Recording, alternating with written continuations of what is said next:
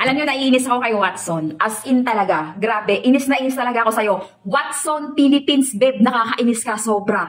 Ay nako, alam mo ba kung bakit? Ito lang ha, sabihin ko sa'yo, Watson Philippines. Dati pa ako bumibili ng product mo na to. Alam mo ba kung magkano yung bili ko dito? Beb, dati pa ako bumibili nito para sa mga scars ko. Sa mga napapaso ng mantika, sa mga napapaso, ito bebe, paso ako dito. Ang nakagaling lang, ang nakapagpahilom lang ng paso ko. Paso ng tambutso ng motor to, tsaka sa legs meron ako. Ayan, beb, matagal na ako bumibili sa kanya. Ayan, kay Watson Philippines, mismo sa physical store pa ako bumibili mo, bebe ko. Eto ha, kaya nakakainis ka, Watson Philippines. 1,500 ang bili ko ng ganito sa mismong physical store mo.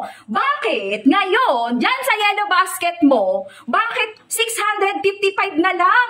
Diba? Napaka-unfair mo naman, Watson Philippines, beb. Ay, naku, grabe ka. Super duper, beb, eto ha, super duper F to. Eto talaga ang nakapagpawala ng mga scars ko. Ayan yan, mga pangga ko. Beb, 1,500 before, pero ngayon, 655 na lang. Ay, naku, grabe. Grabe, ang laki ng difference. Bakit ganon? Pumupunta pa ako ng physical store mo ha. Grabe, napaka-unfair talaga. Maglalagay ako ng link. Eto, babe, hindi lang yan para sa mga paso. Pero talaga sa mga peklat to na matagal maghilom. May mga kamot, yung mga nanganak na. Tapos yung mga, may mga tahi, matagal maghilom yung mga sugat. Beb, eto. Eto lang ang itry nyo. Grabe, bebs ko. Super duper talaga tong brand na to. Highly recommended. Naiinis lang talaga ako dahil nga, bakit ang baba?